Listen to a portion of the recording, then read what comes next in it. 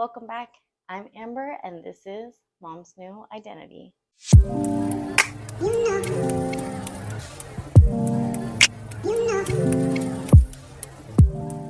If you're here, thank you so much for tuning in and coming to watch this video.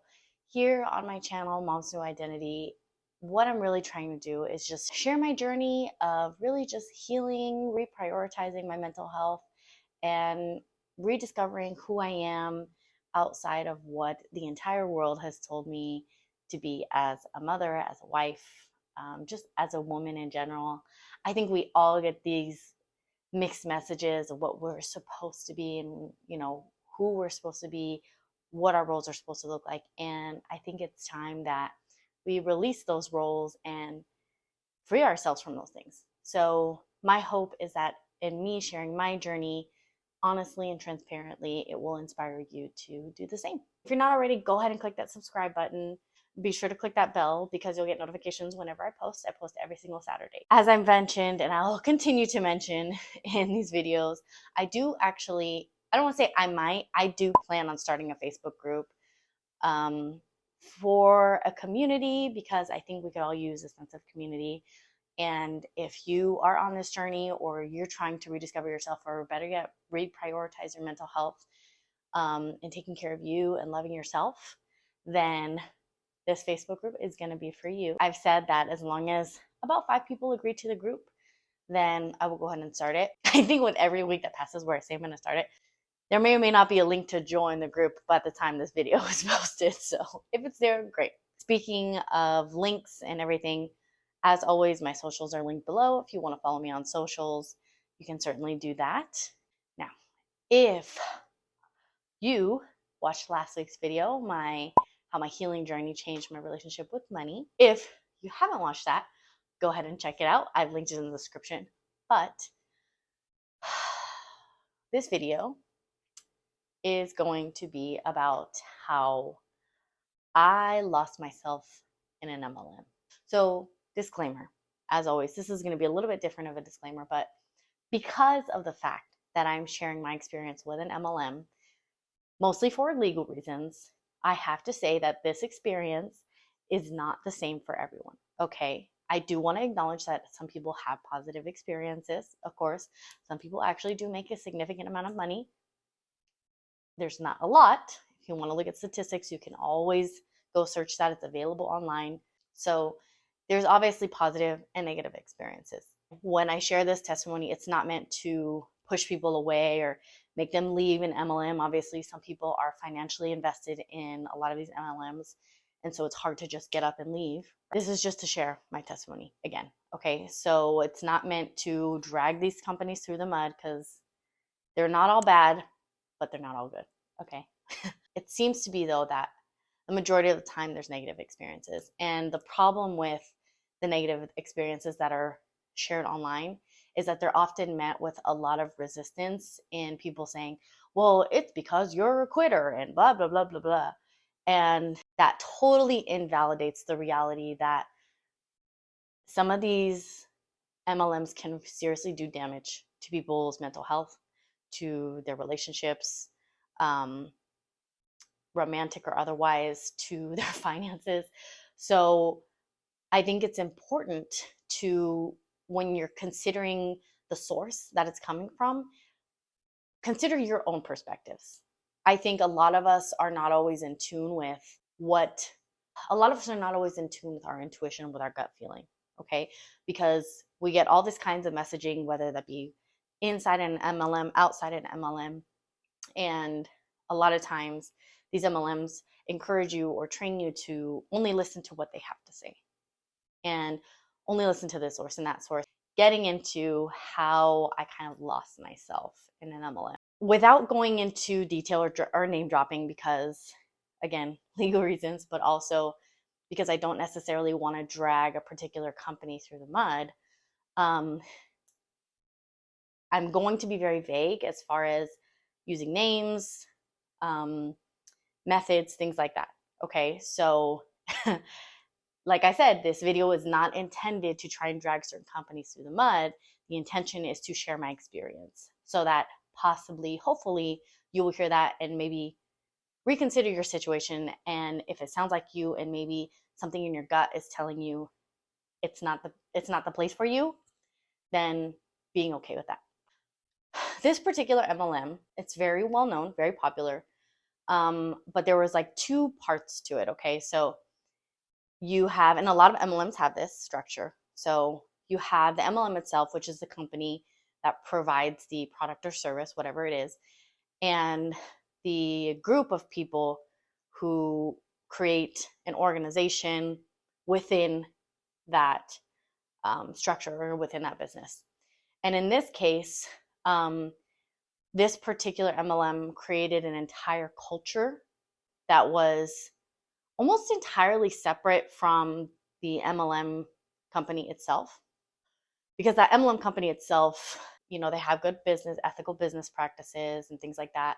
Their products are, in some cases, some of them are mediocre quality, some are really great quality. So the business itself is not necessarily the thing that I had an issue with. I think it was more so the culture.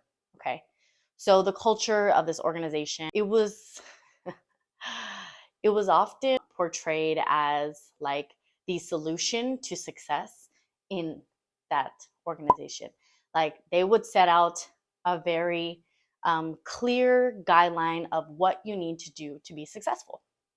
And while that was great, I have to say that because there was so much emphasis on like being hyper productive and following this like plan of action that they had in order to be successful, a lot of times it left no room for leisure, if I can put it that way. And oftentimes the people who had the most success were burning themselves out and burning the candle at both ends.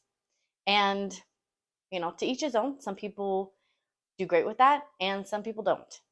And the reality is that the system, the culture that we live in, this patriarchy, if that's what you want to call it, because that's what it is, rewards hyperproductivity.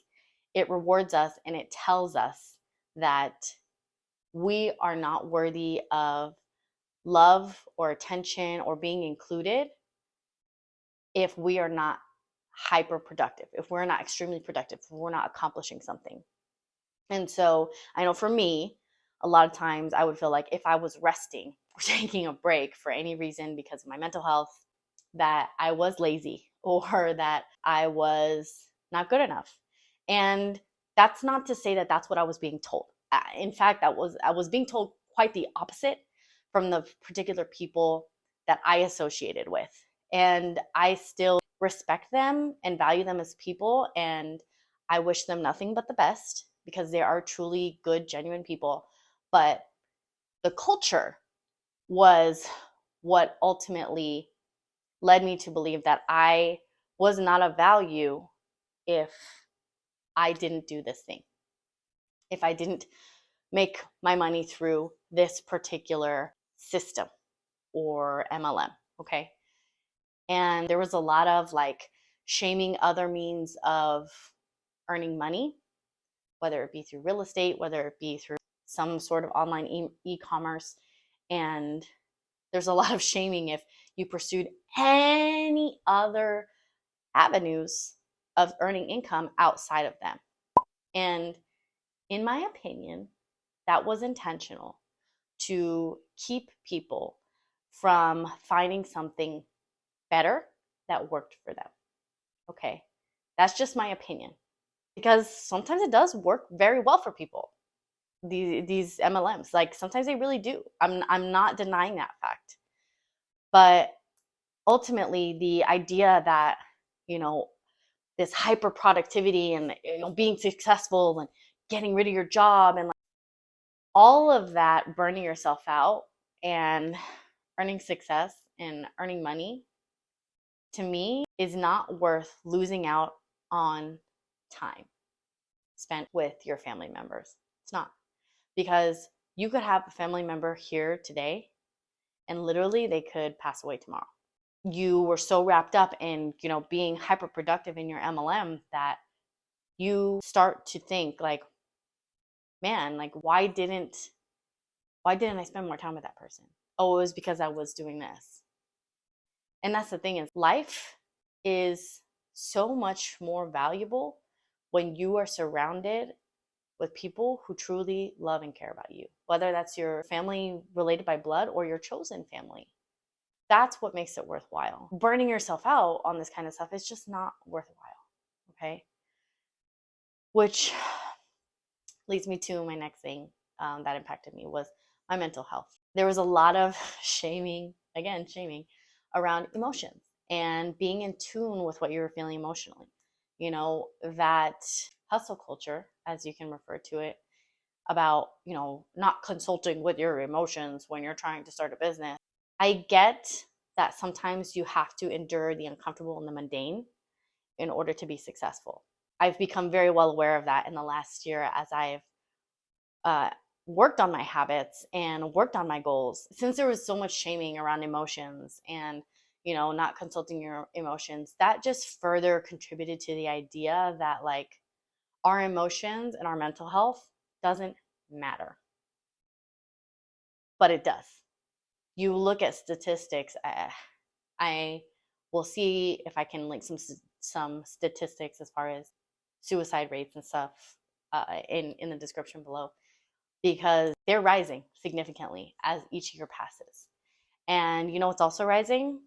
Inflation, the cost of living, corporate greed. There's just a lot of things that I don't think it's a coincidence. Okay.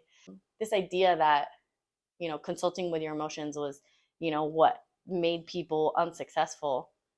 Let's put it this way. Being able to consult with your emotions makes you human. Okay. And that is, if there's one thing that we all share, it's our human condition. And so shaming people and telling them the reason they're not successful is because they're consulting with their emotions, that's super toxic. Okay. It's super toxic because that's how people experience burnout. That's how people get into depression. That's how people end up like damaging the relationships with the people around them. And so I think that there's most definitely the hustle culture it's present in all MLMs. I'll say that much. That just kind of stigmatizes the idea of taking care of your mental health. The next thing, this was my most favorite thing, ideas around marriage and gender roles. And this isn't the only MLM or organization within an MLM that talks about this or emphasizes this, but there's a lot of religion based in their beliefs and their culture, specifically Christianity. And I was raised Christian, and I do believe in God. I do believe in Jesus, and I was very much involved in the church for many years, and that has since changed. Not sure if I'll go into that because it's a little bit of a controversial topic, but it's just my relationship with religion has changed. So a lot of their beliefs were rooted in Christian beliefs. Okay. And so when it came to marriage, there was this belief that men had a certain role and women had a certain role. And if you're paying attention, you will know, or if you're on TikTok, you will probably know, maybe not, maybe it's just my For You page. Marriage has changed a lot. And you could blame feminism, but I think what's really happening is that women are rising to the occasion. Women are starting to self-reflect and say, something's wrong here, and have higher expectations, because 50 years ago or however many years ago, we couldn't even own a bank account, let alone pursue higher education or choose to not have children and grow a career, or decide not to get married or have children, like, and not be ostracized from society, right? Like, if you didn't choose to have children, or if you chose not to have children or not to get married and pursue a career, that was damn near impossible a couple decades ago. You know, that was impossible to do. And so now that women are doing that, there's not really a financial need for them to get married, because that was honestly the main purpose of women getting married for a very long time. So this idea that men are supposed to be this way and women are supposed to be this way, it's super, again, toxic, super damaging to a lot of relationships, because what it does is it puts unnecessary pressure on the individuals in that partnership to be a certain way and to act a certain way, when maybe that's not their natural way of being. Like, for example, I'm a very like logical thinking person. I am the type of person that when I set my mind to do something, I do it. And sometimes I will ignore my emotions. And while that is a part of my conditioning, I think it's also part of just who I am. And I'm learning to love and accept that, but also to be mindful of when it's affecting my mental health. And there's this idea that men are supposed to be that way. And if they're not, well, there's something's wrong with them, right? And that's not true. Like, it's the patriarchy, okay? Like, I know people hear that word and they're like, oh, patriarchy. But like, it's true. Like, so many of us are hurting because the system wants to keep us in these boxes and wants to keep us restricted.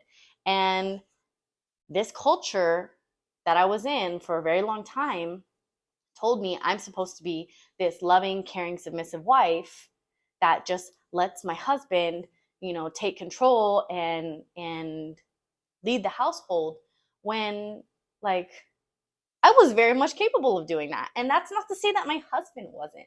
But the fact that like men had their place and women had their place, like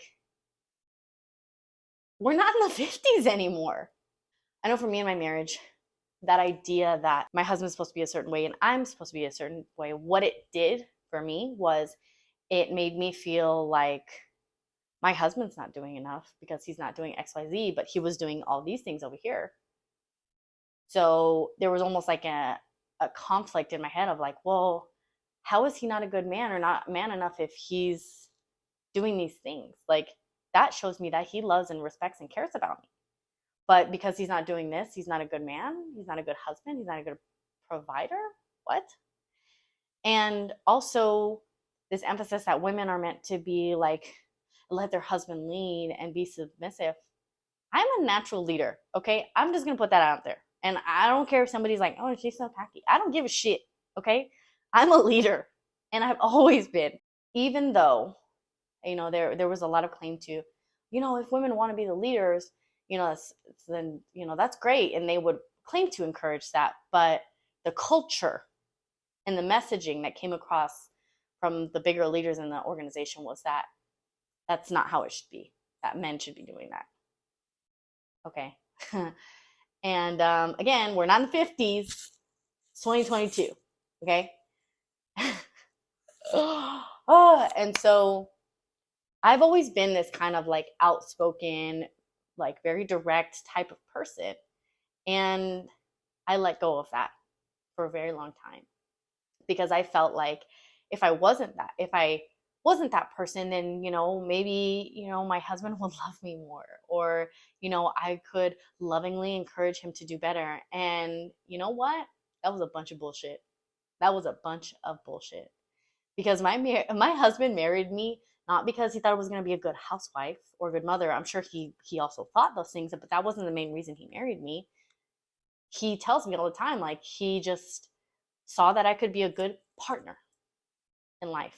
And I kind of lost that. I kind of started to believe that, like, I was meant to be like the assistant and he was supposed to be the leader. And a lot of that belief rooted from this organization. Just an example, if you weren't already aware, the division of labor in a household, specifically in heteronormative relationships, it's extremely unbalanced at this point because a lot of women are in the workforce. So a lot of houses have dual income households, yet the housework is a lot of times falling on the women and thus leading them to burnout. A lot of the women are starting to feel suicidal because it's just too much. And I think a lot of that really comes from the idea that that's the woman's job. And just these like that is why gender norms are extremely hurtful and harmful, because there's just these like invisible expectations put on both men and women of what they should or shouldn't be.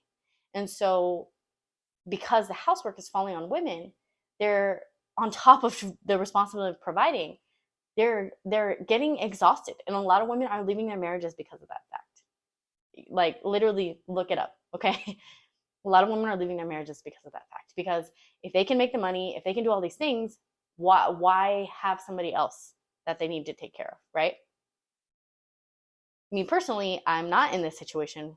I'm grateful for that. I very could have easily ended up in that situation because I did believe, and a lot of me undoing those beliefs is still very much prevalent, that I'm supposed to be doing everything.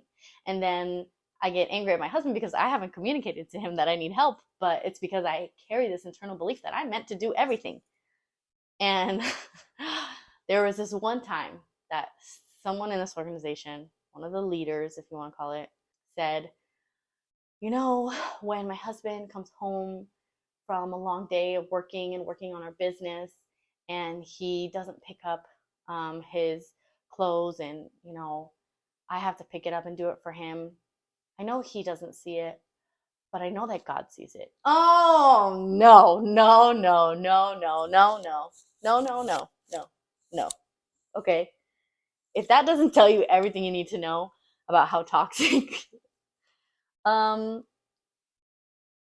no. Okay. If you're constantly taking care of your spouse like they are a child, no, no, no, that's not okay.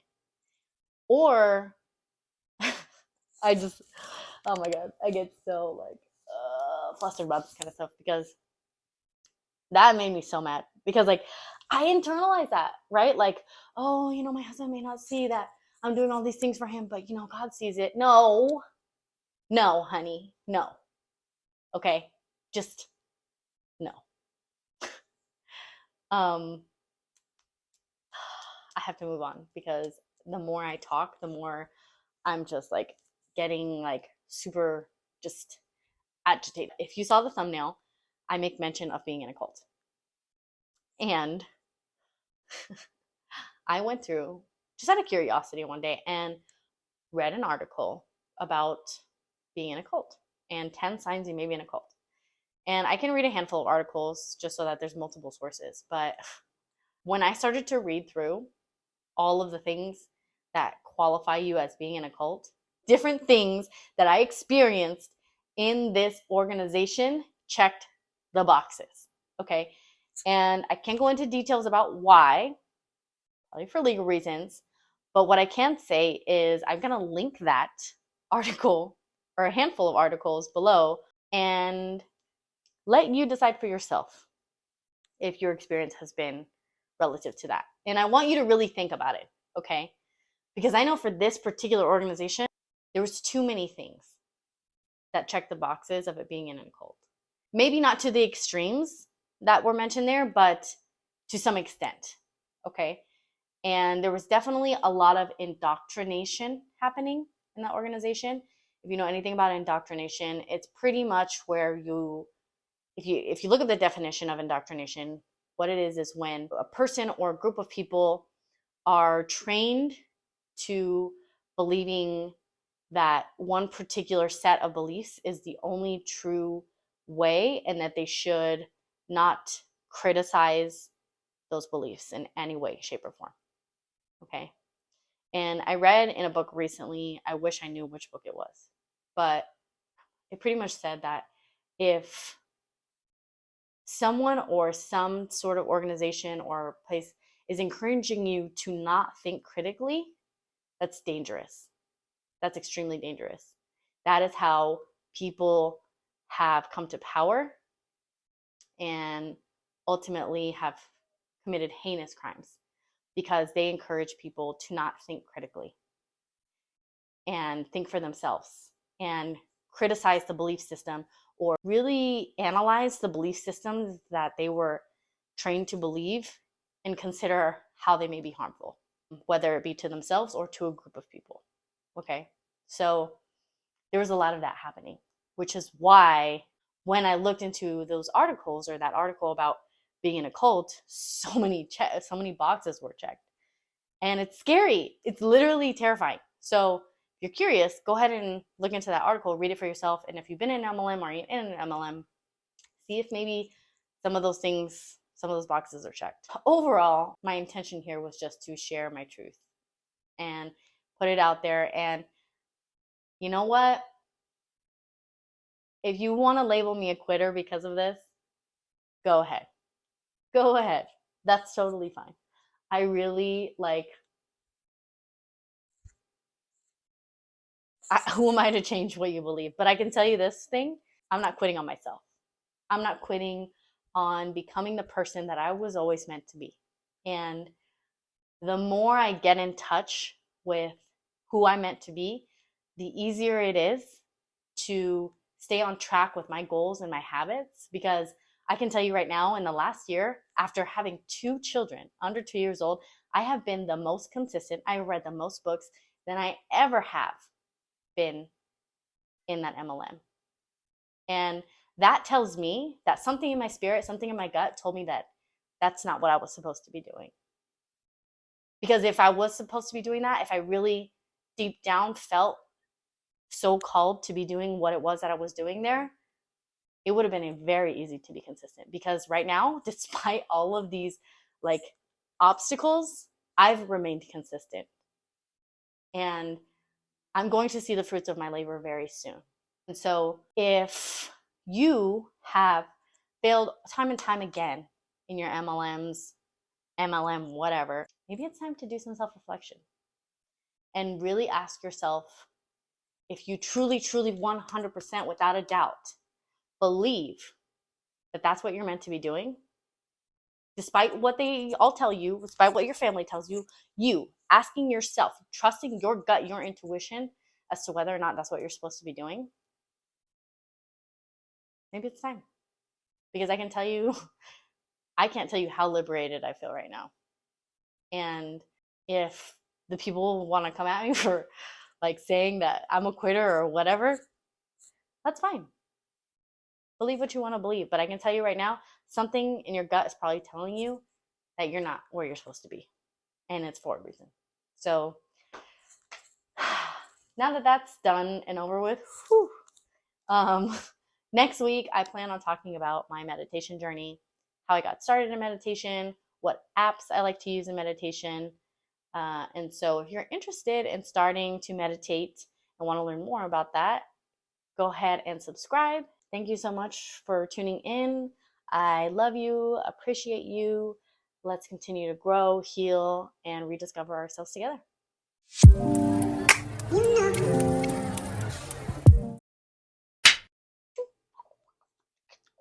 Okay. First things first on the real estate. How do I want to do it? How is this relative? Oh my gosh. The stress hormone. Oh my gosh. I can't think of what it's called right now. What is the stress hormone? How do I not go into all this without